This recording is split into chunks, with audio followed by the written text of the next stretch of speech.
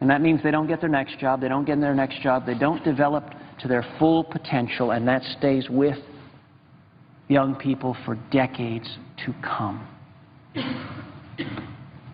This body needs to listen to the American people. We need to make D.C. listen. Will the gentleman yield for a question? I am happy to yield for a question without yielding the floor. My question relates to the nature of our government, to the nature of our system that is a system of laws. One of the reasons why America has been attractive to so many people over the last few centuries, one of the reasons why people have wanted to move here from all over the world is that this has always been a land of opportunity. It's been a place where you can be born into one station in life and die in a much better station. We worry that that land of opportunity might cease to be. We worry about the fact that people are being trapped at the bottom rungs of the economic ladder, finding it increasingly difficult to move up along that ladder. One of the reasons why this is the case is because the distinction between what is properly within the domain of government and what is properly within the domain of the people is sometimes blurred. In other instances, that which is properly within the domain of the federal government and properly within the domain of the state and local governments in this country is blurred. On other occasions, it's because what's properly within the domain of the legislative branch is usurped by the executive branch or the judicial branch, or a combination of the two. The more our legal system becomes deteriorated, the less faithful it becomes to the blueprint that was created for our government some 226 years ago. The more we struggle in this country. Now, earlier, I quoted Madison. I quoted James Madison, referred to something he said in Federalist number 62. I've got the actual text of the language, which I largely paraphrased earlier, and I want to expand on it a little bit more, explaining some of what he was saying. He writes, "It will be of little avail to the people that the laws are made by men of their own choice. If the laws be so voluminous that they cannot be read, or so incoherent that they cannot be understood, if they be repealed or revised before they are promulgated or undergo such incessant changes that no man who knows what the law is today can guess what it will be tomorrow. Law is defined to be a rule of action. But how can that be a rule which is little known and less fixed? Another effect of public instability is the unreasonable advantage it gives to the sagacious, the enterprising, and the moneyed few over the industrious and uninformed mass of the people. Every new regulation concerning commerce or revenue, or in any way affecting the value of the different species of property, presents a new harvest to those who watch the change and can trace its consequences. A harvest reared not by themselves, but by the toils and cares of the great body of their fellow citizens. This is a state of things in which it may be said with some truth that laws are made for the few, not for the many. In another point of view, great injury results from an unstable government. The want of confidence in the public councils damps every useful undertaking, the success and profit of which may depend on a continuance of existing arrangements. What prudent merchant will hazard his fortunes in any new branch of commerce when he knows not but that his plans may be rendered unlawful before they can be executed? What farmer or manufacturer will lay himself out for the encouragement given to any particular cultivation or establishment when he can have no assurance that his preparatory labors and advances will not render him a victim to an inconstant government. In a word, no great improvement or laudable enterprise can go forward which requires the auspices of a steady system of national policy. But the most deplorable effect of all is that diminution of attachment and reverence which steals into the hearts of the people towards a political system which betrays so many marks of infirmity and disappoints so many of their flattering hopes. No government, any more than an individual, will long be respected without being truly respectable, nor be truly respectable without possessing a certain portion of order and stability. We see in this an age-old warning, a warning about what happens when governments do certain things which tend toward voluminous legislation, excessive regulation, and deliberate manipulation by those who have access to the power levers of government, whereby they may commandeer the economic machinery of an entire civilization, commandeer it to their advantage, and thereby secure a position at the top end of the economic spectrum of that society. When people do this, they very frequently use really long, really complex laws. They necessarily rely on extensive regulation, the kind of regulation that can be found in a 2,700-page law passed by members of Congress who have not read it, who pass it after being told you have to pass it in order to find out what's in it, who do so only to discover later that this 2,700-page piece of legislation has become 20,000 pages of regulation. As we stand this evening or this morning or whatever you call this time of day, as we move forward together on this path toward standing with the American people, I invite you to join me on a journey back to a place and time not unlike our own. It was a turbulent time of deep division within our young republic. George Washington recorded the events of March 4th, 1797, his last day as President of the United States. Washington wrote, "It was with a heavy heart that I left my room today, thinking not so much of myself as of our country." Walking out onto Chestnut Street in Philadelphia, Washington continued, "I was plain George Washington now, neither general nor president. Suddenly, I realized I was not alone. People were following me, at first only a few, then a swelling crowd. For a long moment, I stood face to face with them, the young cobbler, the carpenter, the storekeeper, the laborer. All of them stood facing me. They said not a word. I realized that Providence was showing me a vision of America, of what it would become. I could feel assured that come what may, whether it be political bickering or any other evil in government, our country rests in good hands, in the hands of its people." Now, a similar crowd, you might say, gathers every time people converge at a town hall meeting.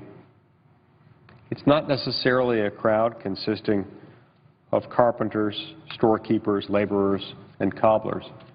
It might well consist of a crowd including school teachers, web designers, business consultants, mothers and fathers and friends.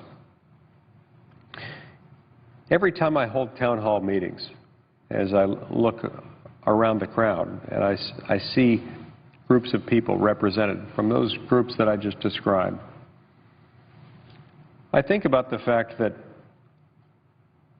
Today, as in Washington's time, the hands of our great nation rest in good hands. It rests in the hands of its people. And so, hand in hand and acting on the instincts of our better angels, and connected in the principle of civil society and in the principles that allow our country to be great, we know that we the people, and not we the government, will form a more perfect union and help ensure that the vision of George Washington becomes the destiny of the nation. Our discussions tonight have been about keeping the country in the hands of the people and making sure that the government serves the people and not the other way around, making sure that the people are in charge of their own government, that whenever the things that government does become destructive of the ability of the people to achieve happiness, to secure their own lives and their liberty and their pursuit of happiness, it's important that the people restore to themselves the power which is rightfully theirs. Throughout the history of the world, in many civilizations, people have called that idea radical. They've called it crazy. They've called it insane. Here, we just call it a very American ideal. Here, tonight, we've been talking a lot about this law. We've been talking a lot about our ability to defund this law, which we believe has become destructive of the people. We've been told by some of our colleagues, some from within our own party, that this effort is futile, that we shouldn't fight it because, as we're told over and over again, we don't have the votes. Those things can change, and they do change, when the people speak to their elected representatives and they ask their elected representatives to do that which they were sent to our nation's capital to do. There was a man named William Morris, a man whose political philosophy I don't share in many respects, but a man who occasionally said things that were very profound and reflect broader truths. William Morris once wrote, "One man with an idea in his head is in danger of being considered a madman. Two men with the same idea in common may be foolish, but can hardly be mad. 10 men sharing an idea begin to act. 100 draw attention as fanatics. 1,000 and society begins to tremble. 100,000 and the cause has victories, tangible and real. And why only 100,000? Why not 100 million and more? You and I who agree together, it is we who have to answer that question." And so when we find ourselves with an idea in our head, when we find ourselves listening to people who might begin with a chorus of one, calling out for Congress to do something to protect the American people, we might be inclined to dismiss that one person, that one idea coming from that one person, as the product of madness. When two people join together, when 10, 100, 1,000, 10,000, and so forth, with each order of magnitude, we find that the idea acquires more potency. The idea acquires more lasting power. The idea moves more and more people. The idea to defund Obamacare is not new. It's been discussed since 2010, since shortly after the law's enactment, since about the time when many people were predicting that the Republican Party might gain control of at least one house of Congress. That's really when it began in earnest.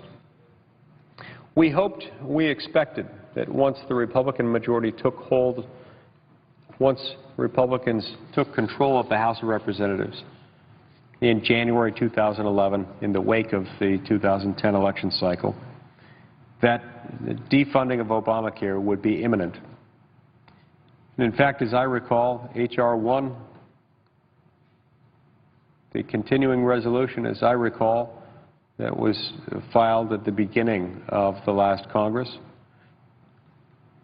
originally was written to defund Obamacare.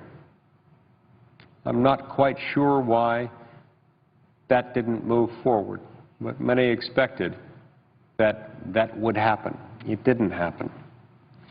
We've continued to pass continuing resolution after continuing resolution since January of 2011 to keep the government funded, and we've done so without defunding Obamacare. There have been reasons for that. There were many who expected that the Supreme Court would invalidate Obamacare, thus obviating the need for Congress to go through the process of defunding it and later repealing it. That didn't happen. There were those who expected that a Republican would be elected President of the United States in the 2012 election cycle, thereby making it possible for Obamacare to be repealed or perhaps at least stalled out with the assistance of the President and with the assistance of an executive order, suspending many of its major provisions. That, of course, didn't happen. Of government, potentially for the last time, between now and the time when the law's major operative provisions will take effect. This will not be the end of the debate, assuming that this effort either does or doesn't succeed. I have no doubt but that this debate will continue for some time. If we do not succeed in defunding Obamacare at this point, that doesn't mean that the cause is lost forever. It may nonetheless mean that it becomes far more difficult to stop this law. Once a law like this takes effect, history has suggested that it will be much, much harder to stop, much, much harder to defund, much, much harder to repeal down the road. And so before we take this step, I think it's appropriate that we consider very seriously defunding this law's implementation and enforcement, especially in light of and taking into account the potentially devastating impact that this law will have, could have, and is already having on our nation's workers, the impact that it's having with regard to wages, to employment opportunities, to access to health care, and to the cost of health care. We have to take that very seriously, as the House of Representatives has done in passing this continuing resolution. And so as we take that up, we have to remember that the fate of this nation lies in good hands. It lies in the hands of the American people, the people who were represented well by the House of Representatives when it passed the continuing resolution, funding the operations of government while defunding Obamacare.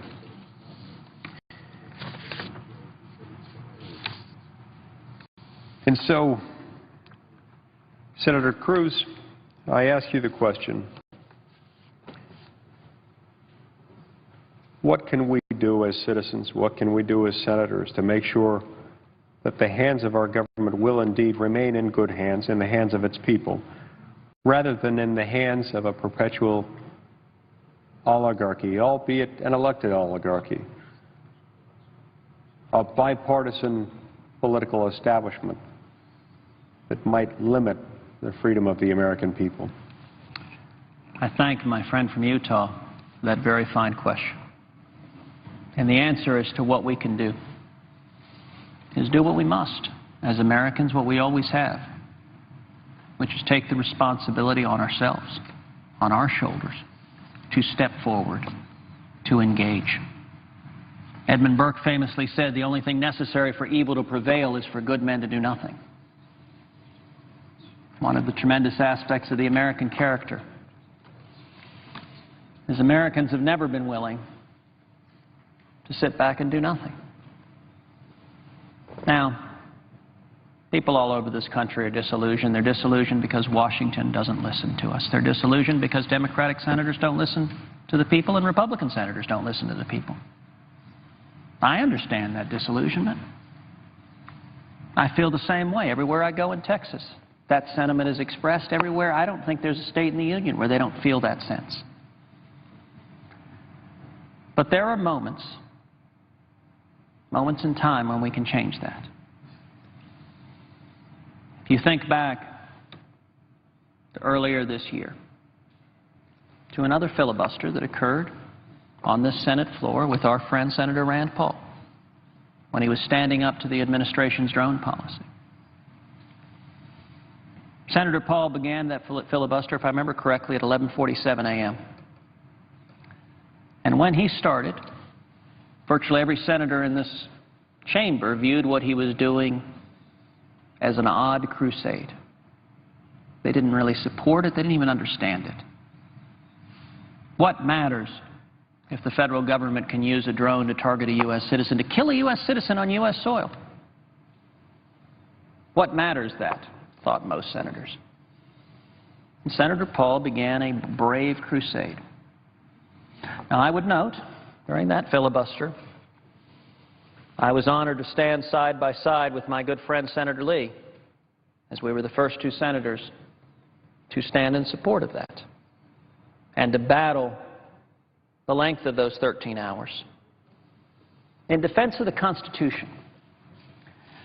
And during the course of that filibuster, we saw what happens when the American people get engaged. Because the American people got engaged at an incredible level. And it forced a change. For 3 consecutive weeks, President Obama had refused to do what he did that very next day, which is admit in writing that the Constitution limits his authority to target United States citizens. Indeed, earlier that day, before the filibuster began, it so happened that Attorney General Eric Holder was testifying before the Senate Judiciary Committee. Senator Lee and I were both there as part of that testimony. And I remember an exchange with the Attorney General where 3 times I asked the Attorney General if, in his view, the Constitution allowed the United States government to kill a United States citizen on U.S. soil if that individual did not pose an imminent threat. And 3 times he responded, I don't think it would be appropriate to do so. Now, the first time he gave that response, I responded to the Attorney General. I said, Mr. Attorney General, you seem to have misunderstood my question. I was not asking about propriety. And after all, he was not there testifying as a etiquette columnist for the local newspaper. I said, you are the Attorney General of the United States. You are the Chief Law Enforcement Officer for the United States of America. Does the Department of Justice have a position on whether the Constitution allows the U.S. government to use a drone to target and kill a U.S. citizen on U.S. soil if that individual doesn't pose a imminent threat? And again, the response was, I don't think it would be appropriate. After the 3rd time, I almost felt as if the response really was, I do not understand this Constitution to which you're referring. Finally, he conceded in that back and forth, well, when I say appropriate, I mean constitutional, which I find a really curious notion that somehow appropriate and constitutional are coterminous. You want to talk about what the American people can do? We saw during that. Had not that filibuster the American people mobilized, President Obama would never have admitted in writing what he admitted that next day, which is the Constitution limits his authority, and that matters. We saw another example with the gun debate following the tragic shooting in Newtown, Connecticut, which every one of us was horrified at. The President sadly did not come out and say, let us go after violent criminals. And listen, I think we should come down on violent criminals like a ton of bricks. And instead, the President unfortunately took it as an opportunity to go after the Second Amendment rights of law-abiding citizens instead of targeting violent criminals, those who would prey on the innocent. And conventional wisdom in Washington was the momentum behind those efforts was unstoppable.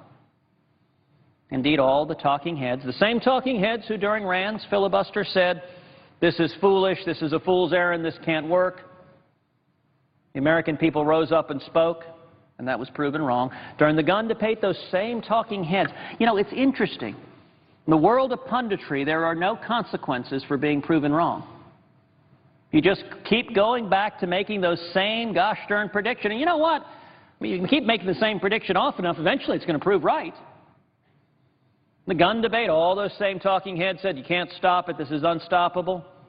And what happened again? The American people got involved by the thousands, by the tens of thousands, calling their senators, emailing their senators, speaking out at town halls, saying, defend the Second Amendment right to keep and bear arms. We want the constitutional rights of law-abiding citizens protected. And I remember on the floor of this Senate, when it came for a vote, every single proposal of the President's that would have undermined the Second Amendment was voted down on the floor of this Senate. That astonished observers. They said it was impossible. It was impossible until the American people engaged. As we discussed not too long ago with Syria, the President advocated, said he was going to engage in a unilateral military strike within days. It was imminent. It was happening.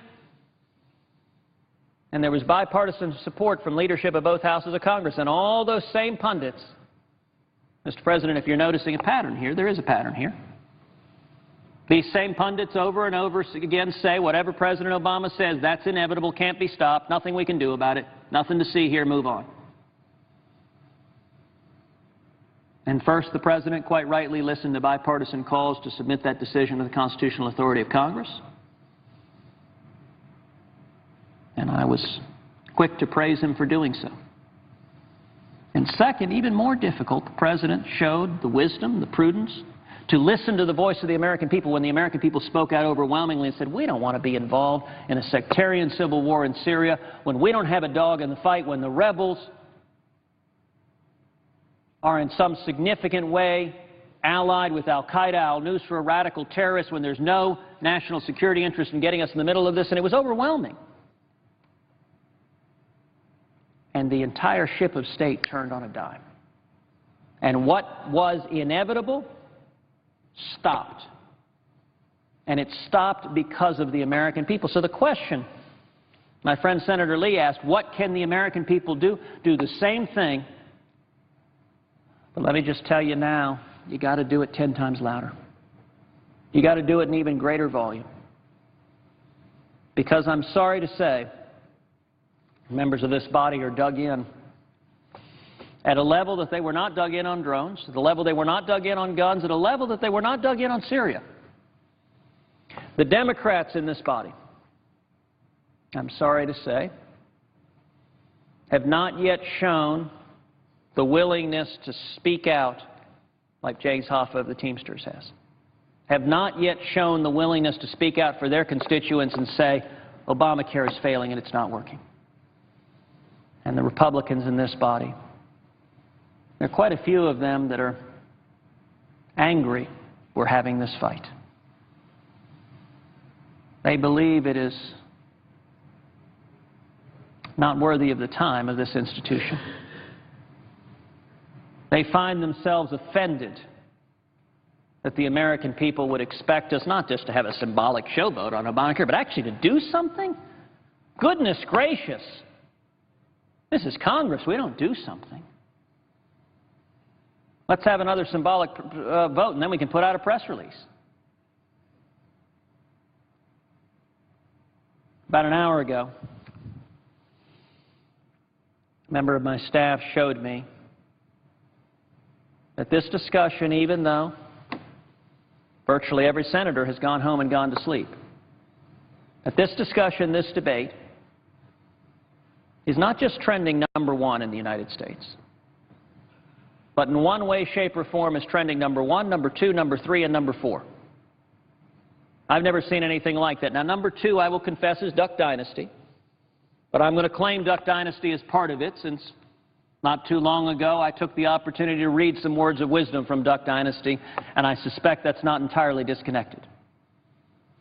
I have to admit, I've seen things trend number one. I've never seen them trend 1, 2, 3, and 4 all at the same time.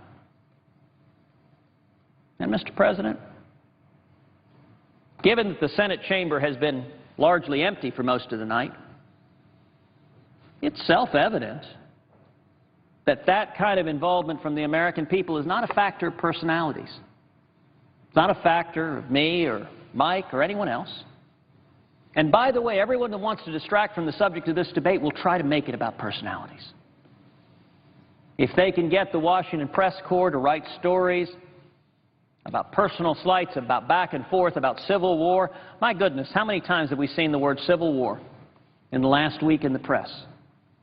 I'm wondering if reporters have it now on a macro, Alt-C, and it types civil war for them.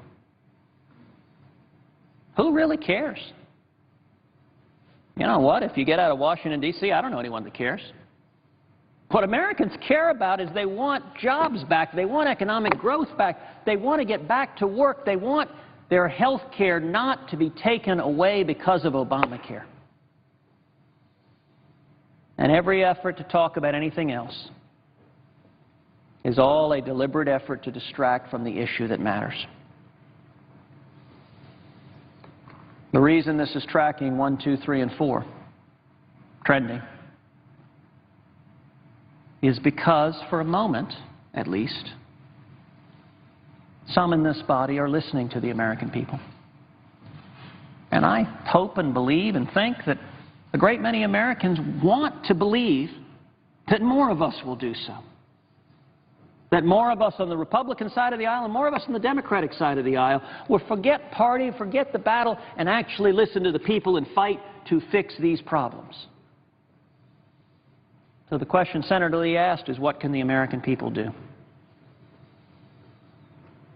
I will say nothing gets the attention of elected representatives more than hearing from their constituents in jaw-dropping numbers, in phone calls and emails and tweets and Facebook posts. Now, some members of this body express annoyance that why would their constituents have the temerity to dictate to us, the Solons of Washington, what to do.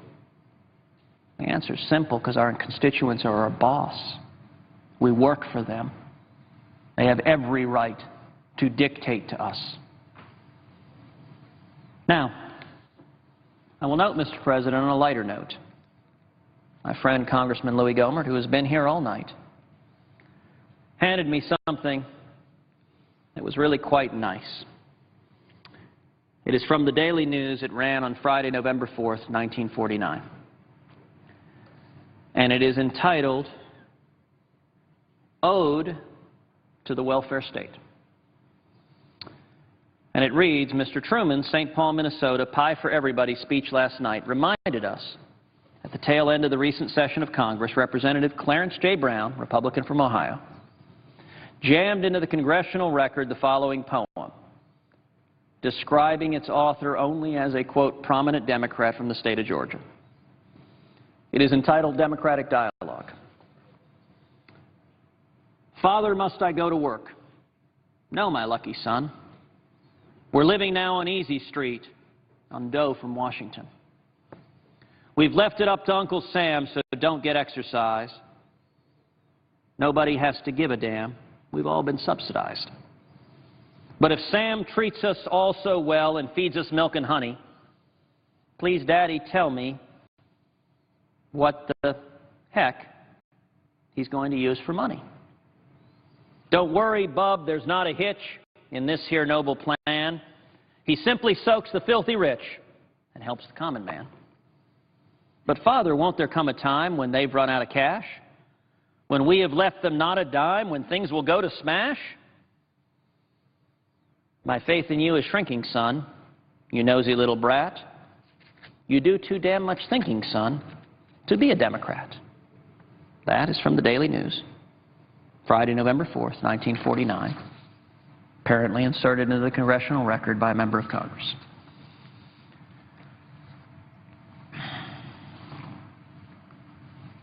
take it a different direction.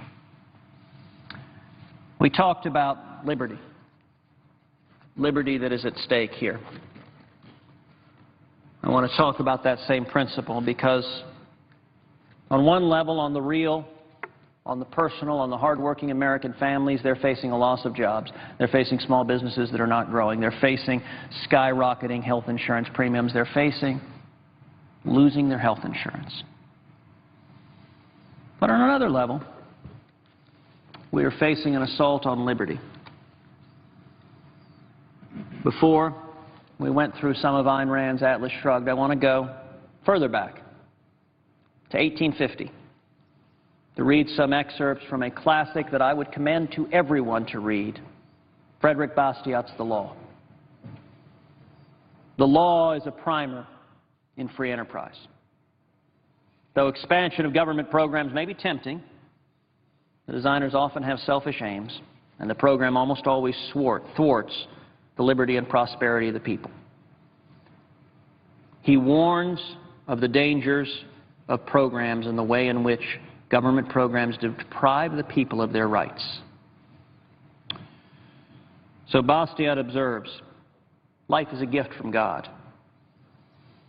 From God, the gift which includes all others. This gift is life, physical, intellectual, and moral life. But life cannot maintain itself alone. The Creator of life has entrusted us with the responsibility of preserving, developing, and perfecting it. In order that we may accomplish this, He has provided us with a collection of marvelous faculties. And He has put us in the midst of a variety of natural resources. But the application of our faculties to these natural resources, by that we convert them into products and use them. This process is necessary in order that life may run its appointed course. Life, faculties, production. In other words, individually, individuality, liberty, property. This is man. And in spite of the cunning and artful political leaders, these three gifts from God precede all human legislation and are superior to it. Life, liberty, and property do not exist because men have made laws. On the contrary, the fact that life, liberty, and property existed beforehand is what has caused men to make laws in the first place. Each of us has a natural right from God to defend his person, his liberty, and his property. These are the three basic requirements of life, and the preservation of any one of them is completely dependent on the preservation of the other two. For what are our faculties but the extension of our individuality? And what is property but an extension of our faculties?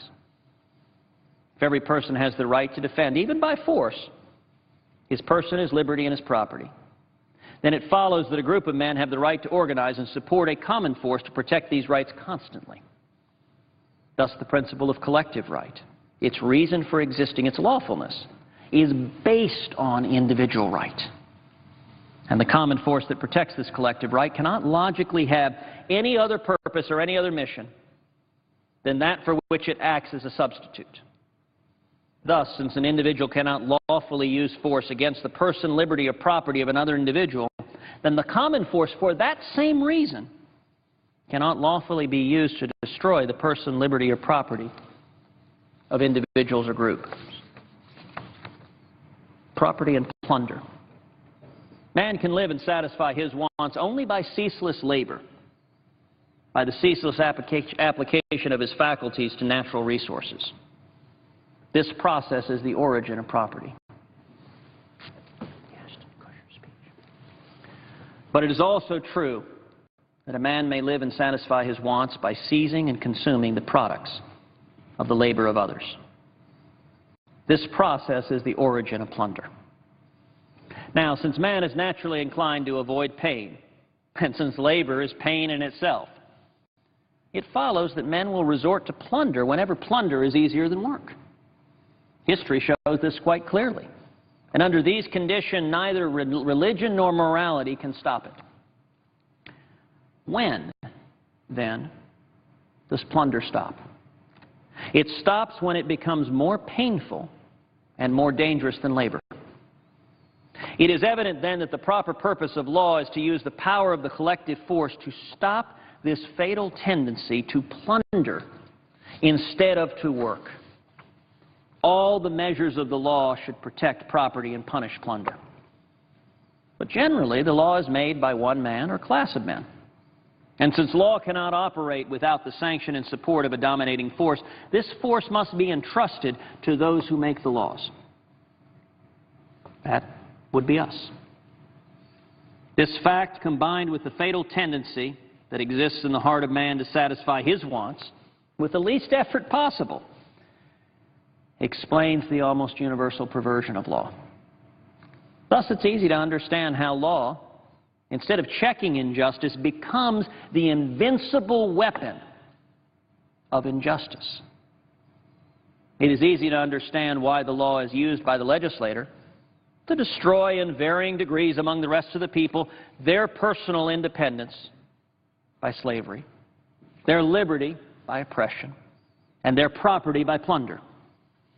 This is done for the benefit of the person who makes the law and in proportion to the power that he holds. Now, I would note, throughout the course of this debate, the central theme I've been focusing on is the disconnect between Washington and the people. The bipartisan practice right now of Democrats and Republicans not to listen to the people. Let me read again that sentence from Bastiat, written in 1850, not written in response to the United States Senate in 2013, in 1850. He says, "This is done for the benefit of the person who makes the law and in proportion to the power he holds." It's almost as if Bastiat was writing about Congress right now, about the Obama administration granting exemptions from Obamacare to the friends, to those with political influence, to giant corporations and to members of Congress. Why do members of Congress get an exemption from Obamacare that hardworking American families don't? Well, Bastiat told us this 160 years ago. This is done for the benefit of the person who makes the law and in proportion to the power he holds. Now, Bastiat goes on to talk about the victims of lawful plunder. Men naturally rebel against the injustice of which they are victims. Thus, when plunder is organized by law for the profit of those who make the law, all the plundered classes somehow try to enter by peaceful or revolutionary means into the making of laws. According to their degree of enlightenment, these plundered classes may propose one of two entirely different purposes when they attempt to attain political power. Either they may wish to stop lawful plunder, or they may wish to share in it. Now, let me note that this point goes directly to the question Senator Lee asked a little bit earlier this morning. What can the American people do? Well, the plundered classes, the hardworking American families that are finding their jobs going away, that are finding economic growth stripped away, that are finding themselves forcibly put into part-time work, that are seeing their health insurance premiums skyrocket, that are seeing their health insurance jeopardized or taken away, can come together and force our elected officials in both parties to listen to the people, make D.C. listen. That's what Bastiat is talking about there. Woe to the nation when this latter purpose prevails among the mass victims of lawful plunder, when they in turn seize the power to make laws. Until that happens, the few practice lawful plunder upon the many, a common practice where the right to participate in the making of law is limited to a few persons. But then participation in the making of law becomes universal, and then men seek to balance their conflicting interests by universal plunder. Instead of rooting out the injustices found in society, they make these injustices general. As soon as the plundered classes gain political power, they establish a system of reprisals against the other classes. They do not abolish legal plunder. This objective would demand more enlightenment than they possess. Instead, they emulate their evil predecessors by just participating in this legal plunder, even though it is against their interest. It is as if it were necessary, before a reign of justice appears, for everyone to suffer a cruel retribution, some for their evilness and some for their lack of understanding. Mr. President, it's almost as if that sentence was written about Obamacare. I would suggest, Mr. President, and when you read that sentence and then you pick up and read the letter from James Hoffa for the Teamsters saying, we walked on doors, we supported President Obama, we block walked, we phone called, we supported your agenda, and now we have discovered that this law that is your signature that you fought for is a nightmare that is hurting millions of Americans and their family. That's what James Hoffa said. Or as Bastiat said, it is as if it were necessary before a reign of justice appears for everyone to suffer cruel retribution, some for their evilness and some for their lack of understanding. Bastiat continued, enforced fraternity destroys liberty. Mr. de Lamartine once wrote to me thusly, your doctrine is only the half of my program. You have stopped at liberty. I go on to fraternity. I answered to him, the second half of your program will destroy the first. In fact, it is impossible for me to separate the word fraternity from the word voluntary. I cannot possibly understand how fraternity can be legally enforced without liberty being legally destroyed, and thus justice being legally trampled underfoot. Legal plunder has two roots. One of them, as I said before, is in human greed, and the other is in false philanthropy. At this point, I think that I should explain exactly what I mean by the word plunder. Plunder violates ownership. I do not, as is often done, use this word in any vague, uncertain, approximate, or metaphorical sense. I use it in its scientific acceptance as expressing the idea opposite to that of property, wages, land, money, or whatever. When a portion of wealth is transferred from the person who owns it without his consent and without compensation, and whether by force or by fraud, to anyone who does not own it, then I say that property is violated, that an act of plunder is committed. I say that this act is exactly what the law is supposed to suppress, always and everywhere. When the law itself commits this act that it is supposed to suppress, I say that plunder is still committed. And I add that from the point of view of society and welfare, this aggression against rights is even worse. In this case of legal plunder, however, the person who receives the benefits is not responsible for the act of plundering. The responsibility for this legal plunder rests with the law, the legislator, and society itself. Therein lies the political danger. The law and charity. You say, there are persons who have no money, and you turn to the law.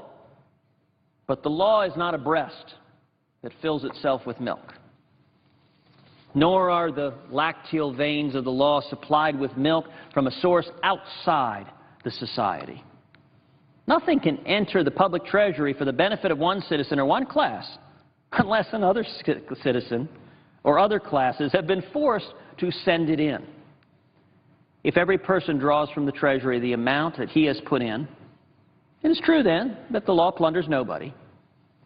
But this procedure does nothing for the persons who have no money. It does not promote equality of income. The law can be an instrument of equalization only when it takes from some person and gives to other persons. When the law does this, it is an instrument of plunder. I would note the adage that any legislator who proposes to rob Peter to pay Paul can always count on the support of Paul. But going back to Bastiat, with this in mind, examine the protective tariffs, subsidies, guaranteed profits, guaranteed jobs, relief and welfare schemes, public education, progressive taxation, free credit, and public works. You will find that they were always based on legal plunder, organized injustice. Legislators desire to mold mankind. Now let us examine Reynal on the subject of mankind being molded by the legislator. The legislator must first consider the climate, the air, and the soil. The resources at his disposal determines his duties. He must first consider his locality. A population living on maritime shores must have laws designed for navigation. If it is an inland settlement, the legislator must make his plans according to the nature and fertility of the soil. Frederick Bastiat in 1815 explained principles of liberty that continue across the ages. principles of liberty that we owe it to every man and woman in America to protect his or her life, liberty, and property. And Obamacare does violence to the natural rights of every American. It does violence to their opportunity. And you know the cruelest joke of all? Obamacare has been justified. Let us help the least off among us. Look, that's a noble goal. We should all care about helping the least off among us. The cruelest irony is the people who are being hurt the most by Obamacare are the least off among us.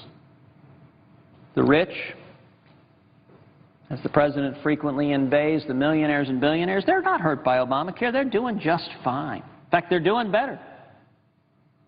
The richest segment of this country is doing better today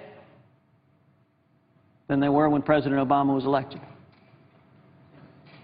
Who's getting hurt? Who is losing their jobs? Who's not finding jobs? Who's getting their hours forcibly reduced to 29 hours a week? Who's losing their health insurance? You know, I've read one letter after another from people across Texas and across this country. And not a one of these letters has said, I'm independently wealthy, cruising on my yacht in the Caribbean, and yet Obamacare has crimped my style. That's not what's happening. These are letters I read from the retired couple in Bayou Vista who'd saved their whole life to buy a home, and now they're risking losing their home because of Obamacare. Let me read from another. A constituent in Houston, Texas, my hometown, on July 11th, 2013, wrote, my wife and I are currently both working jobs where there is no provided health care coverage. My wife is a self-employed physician, and I'm in sales. We've never gone without health coverage our entire lives. My father was in the military, so I had health care until I graduated college. And my wife had coverage through her parents until she graduated. We never wanted to go without coverage, so anytime our coverage had a break, we went ahead and bought catastrophic short-term coverage, even knowing that we would have coverage soon. While my wife was in medical school, I had employer coverage, and I bought an individual policy for her because it was much less costly than group coverage. When my employment status changed and neither of us had employer coverage, I bought individual policies for both of us. We would not risk going without health insurance. Because we were both young and healthy at the time, the policies were very affordable, about $130 a month. Purchasing coverage was a no-brainer. While in her residency, we got family coverage through her work. When she finished residency in 2012, neither of us had employer coverage. So it came time for another policy. We looked around at all the options for a family of four, two 30-year-old adults, a 2-year-old boy, and a newborn girl. We found an HDIP plan for $400 a month with a $10,000 deductible. We also had scrimped and saved so that in the event we had a catastrophe, we would have the deductible covered. After that, our plan pays 100%. This is the best coverage I've ever purchased. I have become an educated consumer in health care, shopping around for the best deals on medications, informing doctors of our situation so they coded it properly. When we needed care, we opt for urgent cares in physicians' offices instead of emergency rooms. Many of my young, healthy friends now have these plans, either individually purchased or through their employers. As of January 1st, most of these plans will go away for us, as most of my friends are around 30 years old. These plans are actually decreasing the cost of health care as they inspire us to become educated consumers. Unlike the President said, I don't get to, quote, keep my plan. I never thought that not purchasing insurance would be an option for my family. I've done a fair amount of research using IRS info, current estimated prices, even my own insurance company's estimates. And it looks like for the cheapest bronze plan, the estimated cost will be about $1,600 per month, which is $20,000 per year. We don't qualify for subsidies. If I choose not to comply, I will pay a fine, which for us amounts to about $2,000, and save the $18,000 balance in a bank account. Our fine will max out at about $5,000, so I'll still have $15,000 per year. I will now begin paying cash for my health care and negotiate with doctors and hospitals myself. As I get older, I will consider buying insurance when it looks like the cost-benefit ratio is better. No one in my family has ever gone without coverage because health care is the #1 priority on our list. It still is. but this individual mandate has caused us to consider going without insurance for the first time. I would gladly pay my fine if I could keep my current insurance, but that's not an option either. Here is one of my friend's stories. He is a high school teacher, and his wife is a stay-at-home mom with 2 kids. His district pays for all of his coverage and none of his spouse's. This year, they opted to purchase an individual plan for her because it was more affordable, $150 a month versus $500. Beginning January 1, she will be forced into the exchange, where her estimated cost will be about $400. They currently cannot afford this, and they don't qualify for a subsidy because her employer offers coverage for her, even though her income would qualify for her for a 50% subsidy. They will choose not to have insurance coverage on her. Many of the young, healthy people I talk to have told me they plan to go without insurance. People who currently purchase individual plans because the coverage will be too expensive and the fine for most of them is much less than the coverage. Mr. President,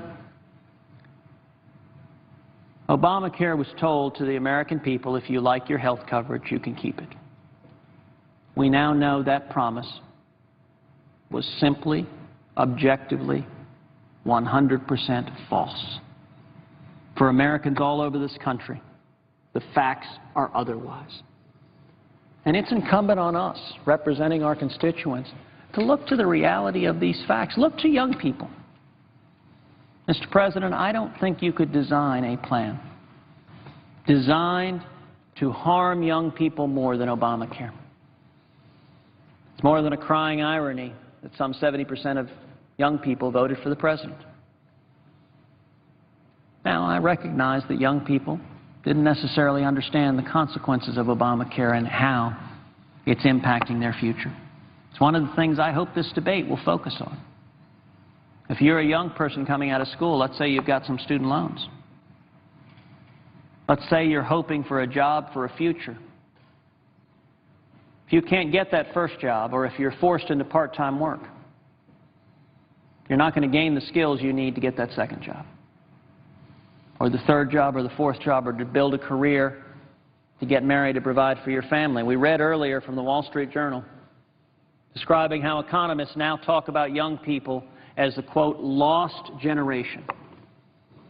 You know, one of the striking consequences, Mr. President, of this, these young people are putting off marriage and putting off kids. Now, we know that has societal consequences.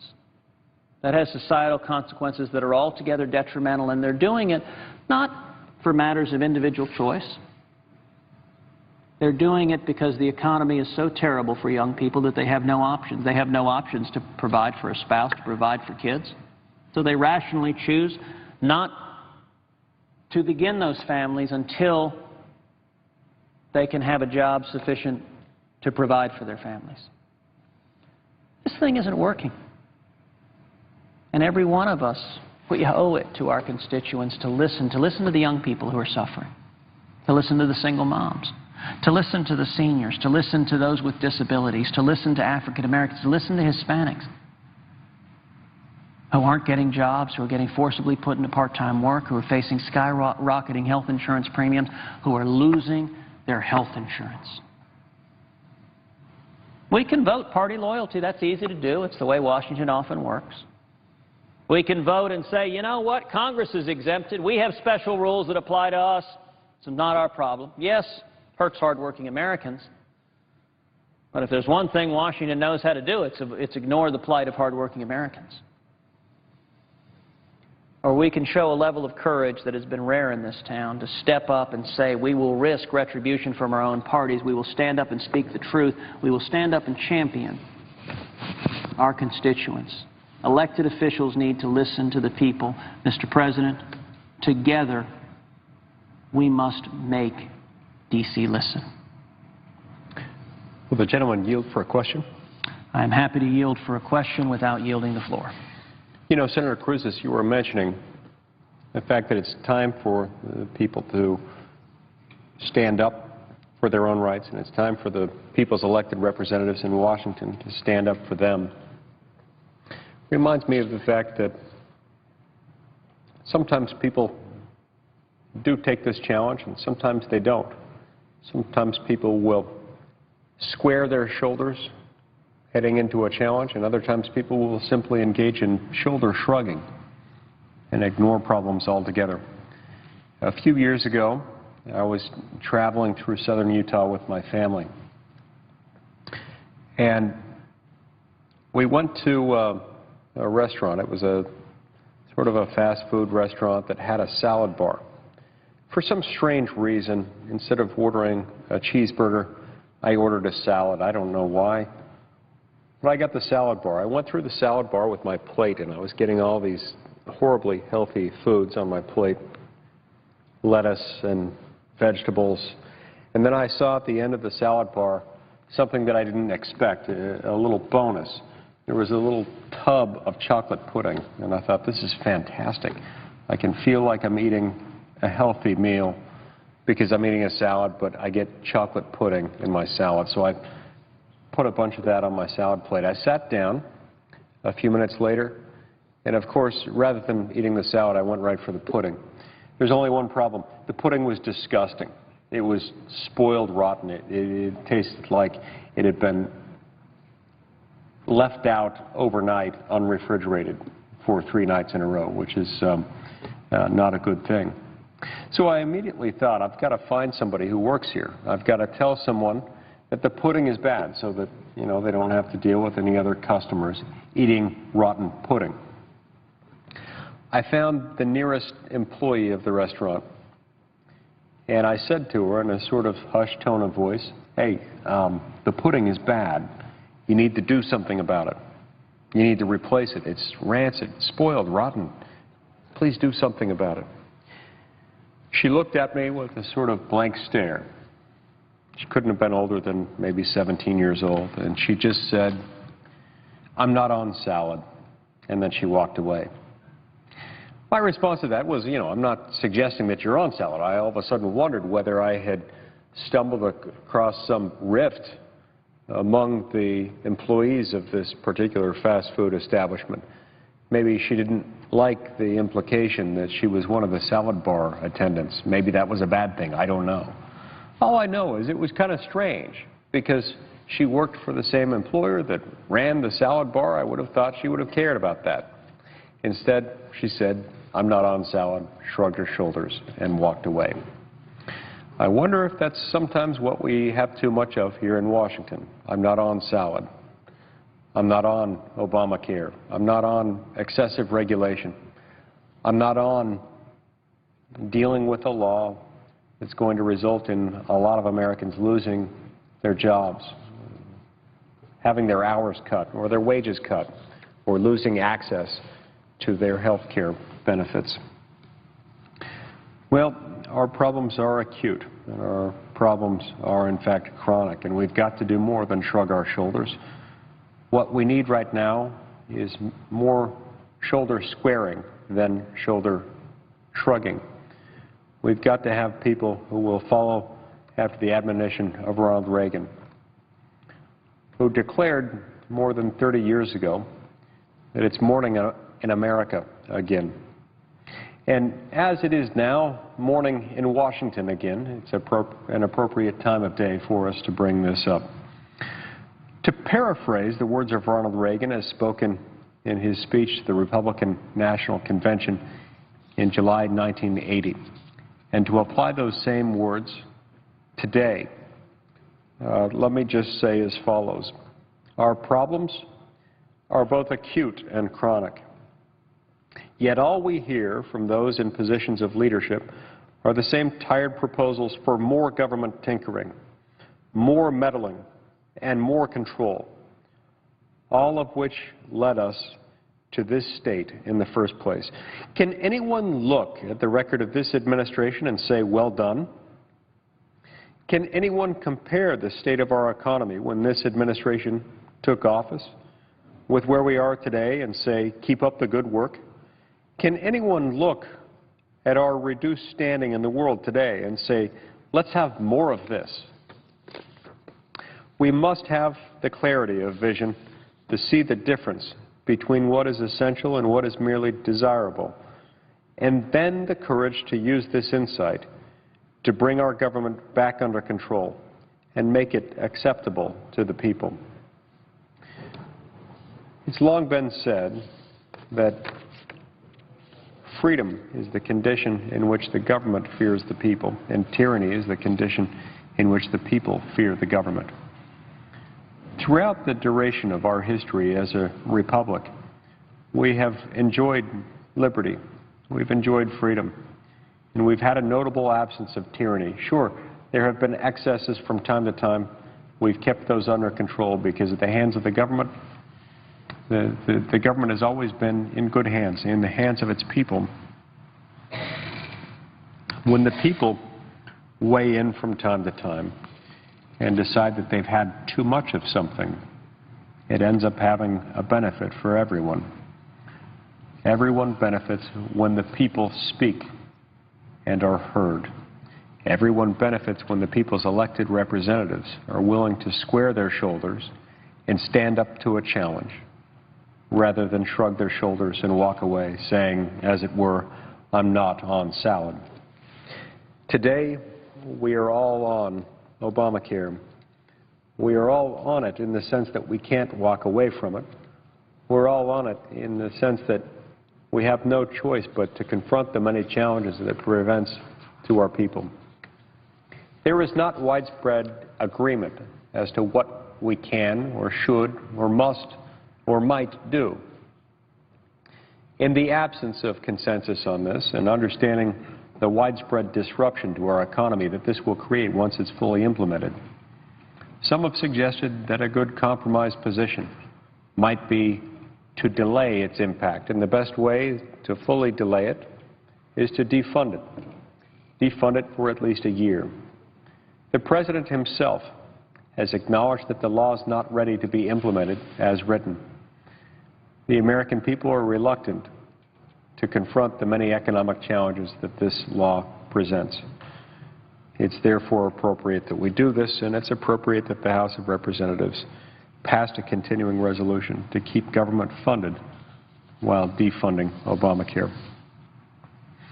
It's for that position that we've been speaking, and it's for that position that we continue to insist that as we approach the cloture vote this week, that I and Senator Cruz and a few others will be voting no on cloture on the bill, notwithstanding the fact that, and in fact, because of the fact that, we support the House-passed continuing resolution, House Joint Resolution 59. We support that, and because we support it, we cannot support a process that would enable Senator Reid, the Senate Majority Leader, to strip out, to gut the most important provision within that resolution, the Obamacare defunding legislation, by a simple majority vote, without allowing any other votes on any other amendments, without allowing for an open amendment process, without ever allowing for members of this body to have an up or down vote on the legislation as a whole, as it was enacted, as is. That's what we're fighting for. Now, is this difficult? Yes, absolutely it is. And do we have consensus within our own political party? Of course we don't, and that's one of the reasons why we're standing here today. To persuade our colleagues and to persuade more of the American people to join in with us. No one senator can do this alone. Not one of us, certainly by means of our persuasive abilities, will be able to do this. But with the American people, we can do a lot of things. It wasn't very long ago, it wasn't even 2 weeks ago, when people were still saying that it would not be possible to pass a joint resolution, continuing resolution like House Joint Resolution 59, one that keeps government funded while defunding Obamacare. And yet, when the people weighed in strongly in support of this measure, it became possible. I hope and I expect that the same can be true here in the United States Senate. And so, Senator Cruz, I would